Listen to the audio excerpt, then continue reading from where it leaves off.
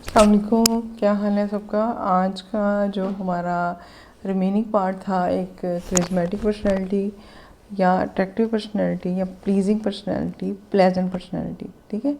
इसको याद रखिएगा, टीजिंग के ऑपोजिट है, ठीक है। उसके कुछ हमने क्वालिटीज़, कुछ ट्रेड्स हमने डिस्कस की थी, कुछ हम करना चाह रहे थे, तो वो उस पर हम बात करते हैं आज, जितनी हो सकती है, ठीक है।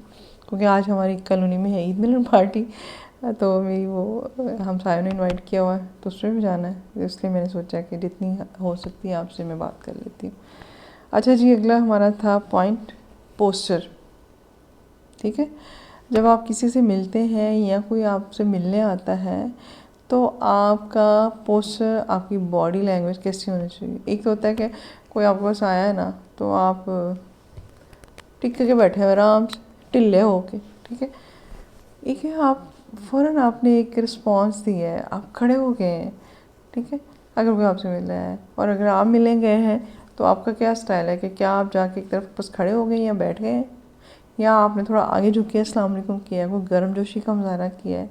जैसे मैंने पहले भी कहा था कि आपने शेक हैंड दोनों हाथों से, अब मेरे पास तीसरा हाथ नहीं, मैं आपको बताती कि दोनों तरफ उस बंदे का हाथ लेके, दोनों हाथों में लेके हल्का सा नरम सा दबाना है। जब आपने उसे गले मिलना है, तो बहुत प्रेशर से नहीं मिलना और बहुत सरसरी अभी नहीं मिलना कि दफ़ा हो जान छाट, इस तरह भी नहीं मिलना। इसी तरह पोस्चर का है कि जब कोई आता है या आप जब जाते हो, दोनों तरफ से, जाने वाले के लिए भी ज़रूरी है, जो मिलने के लिए आ रहा है वो भी थोड़ा गर्मजोशी का मुजाहरा करे, स्माइल दे चेहरे पे, आगे झुके थोड़ा सा। इसी तरह जो जिससे मिलने जा रहे हैं उसका भी काम है कि वो उठ के आपको ग्रीट करे, आपको अच्छे तरीके से, आपके साथ जो भी सलाम दुआ करनी है वो करे, आपको अच्छा रिसीव करे। एक और बहुत इंपॉर्टेंट पॉइंट है, बहुत इंपॉर्टेंट, मैं तो कहती होती हूँ कि ये इंसानियत की ना जान है और इंसान की पहचान है। बिलॉस, अनसेल्फिशनेस, सेल्फिश के ऑपोजिट, ठीक है। बेगर्ज, बेलॉस।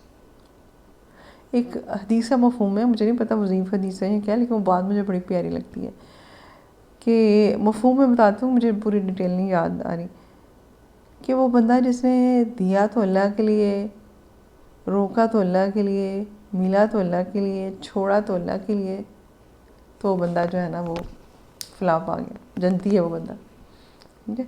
हदीस के लफ्ज़ मुझे एग्जैक्ट नहीं पता है मैंने, लेकिन मैंने आपको मफहूम बता दिया। अल्लाह के लिए का मतलब है कि बिलॉस, हमें उस बंदे से कोई गर्ज नहीं है। कहते हैं इंसान की जो होती है पर्सनैलिटी, उसका इम्तिहान ही होता है कि आप उस शख्स के साथ कैसे हैं जिससे आपको दुनियावी कोई फ़ायदा नहीं पहुंच सकता। आपका उनके साथ रवैया कैसा है। देखो, जिनके साथ मेरे से जो बड़े हैं, कोई मेरे फील्ड में ज़्यादा एक्सपर्ट है, उनके साथ मुझे कोई लालच होगा कि अच्छा ये मुझे पेशेंट रेफ़र करेंगे, ये करेंगे, वो करेंगे। जो मेरे जूनियर्स हैं उनसे मुझे कोई लालच होगा। जो प्रैक्टिस नहीं करते, जो डॉक्टर्स नहीं हैं, सपोज़ मेरी मेरी को हमसाइयाँ हैं, मेरी कॉलोनी के लोग हैं, मेरे कोई और ऐसे जानने वाले, कोई गरीब, कोई माली, कोई मेरा ड्राइवर, कोई मेरे घर में जो सैनिटरी वर्क का काम करते हैं, उनसे तो मुझे कोई ऐसी उम्मीद नहीं है। तो मेरा मेरा करैक्टर, मेरा किरदार उस वक्त वाज़ेह होना है जो मेरा उनके साथ रवैया है, वो मेरी असलियत है, ठीक है। दोस्तों के साथ तो मैं अच्छी हूँ, मुझे भी दोस्तों से टाइम चाहिए, मैं तुझे दोस्तों से मैं भी गिफ्ट करती हूँ, मुझे भी उनसे गिफ्ट चाहिए, और मुझे उनसे तारीफ़ भी चाहिए, मुझे उनकी कंपनी चाहिए, इन्जॉयमेंट चाहिए। लेकिन मैं उस बंदे के साथ कैसी हूँ जिससे मुझे कोई नफ़ा नुकसान नहीं। अनसेल्फिशनेस, जब भी सोचना हो तो आप ये सोच रहे हैं कि आप अपने घर की हाउस हेल्पर जो आती है सफाई करने, काम करने, आप उसके साथ कैसे हैं। एक मरीज़ जो फ़ीस नहीं दे सकता, मेरा फ्री कैंप जो होता है जुम्मे को इंशाल्लाह है, अब 3 मई को, उसमें मेरा जो लोगों के साथ रवैया है वो मेरा ओरिजिनल रवैया है। हाँ, ये तो रश होता है, जैसे 40-50 मरीज़ हो जाए तो मैं रोज़े में तो ख़ास मेरे बहुत सर में दर्द होता है, तो एग्जॉस्ट हो जाता है बंदा। आखिर वाले मरीज़ों के साथ बंदा थोड़ा क्विक करना शुरू हो जाता है, वो एक अलग बात है। लेकिन क्या मैं उनको उसी इज़्ज़त से बात करती हूँ, बिठाती हूँ, जिस तरह से मैं अपने प्राइवेट पेशेंट को बिठाती हूँ। क्या मैं उनको उसी हमदर्दी से दवाई देती हूँ जिस तरह मैं अपने प्राइवेट पेशेंट के लिए शो करती हूँ। वो मेरा असल करैक्टर है। अगर मैं उसमें नहीं करती तो फिर मैं फेक हूँ, 2 नंबर। फिर मेरे अंदर बेगर्जी, बेलौसपन नहीं है, और मैंने उसको पैदा करना। हमने इस बात पे फोकस करना है। एक और बात है फेशियल एक्सप्रेशन। मुझे ना इस पे बहुत पहले का पता नहीं, ये सराइकी में कोई था, एक दो मिसरे थे। खंजर दी लोड़ का ही नहीं, तू अक्शा बदली, मैं मर न जावा ते काफर राखी। ठीक है, मुझे उसका पहला नहीं याद, ये मुझे बड़ा पसंद था तो मुझे याद आ गया। खंजर दी लोड़ का ही नहीं, तू अक्शा बदली, मैं मर न जावा ते काफर राखी। ठीक है, अब है ये आपके फेशियल एक्सप्रेशन। आप किसी को मिल के आपके चेहरे पे क्या एक्सप्रेशन आए।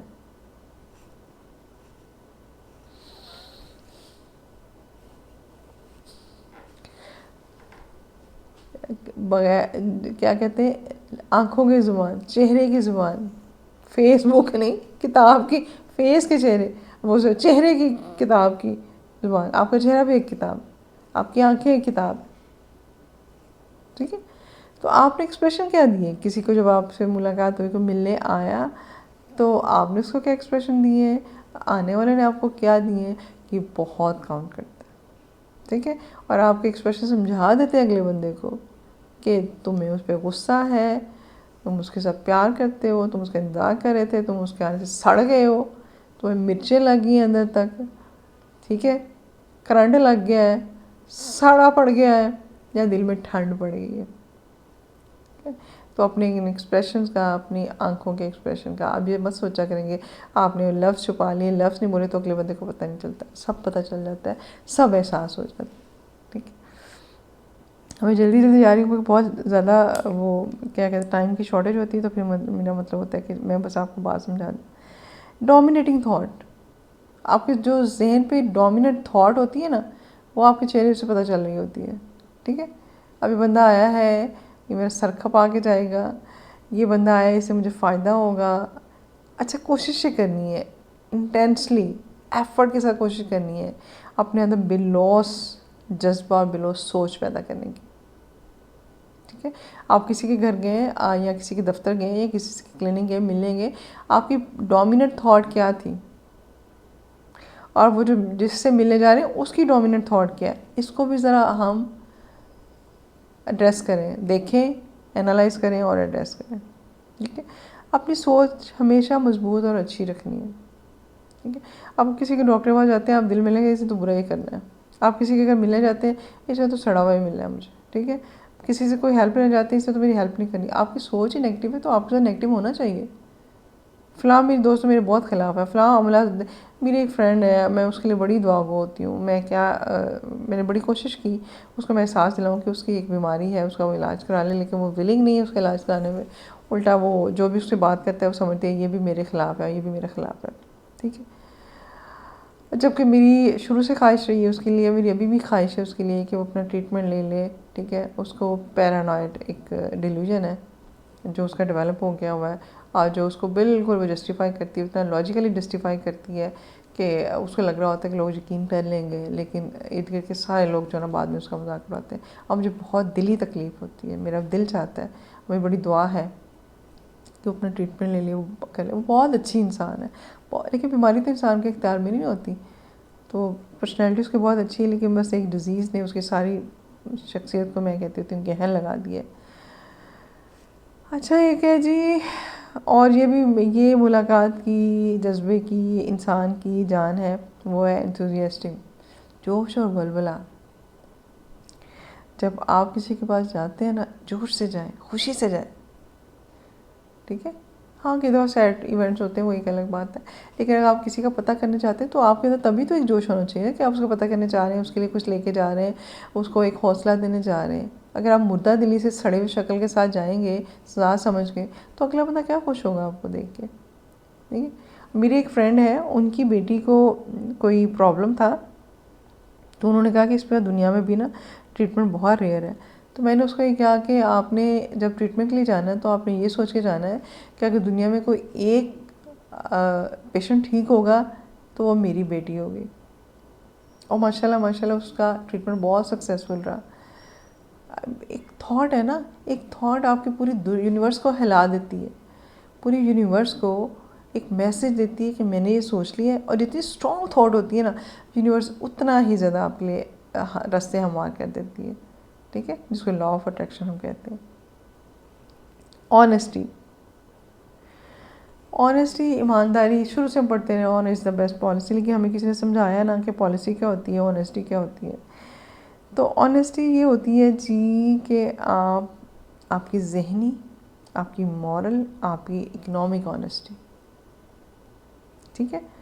ज़हनी आपकी ऑनेस्टी क्या है, आप किसी के पास गए, आपका भी उसके लिए दिल साफ, उसको नुकसान पहुंचाने का इरादा हो, जैसे मिलने जा रहे हैं उस बंदे के जहन में भी हो कि मैंने जो आया मेरे से, मैंने इसके साथ ऑनेस्ट रहना है।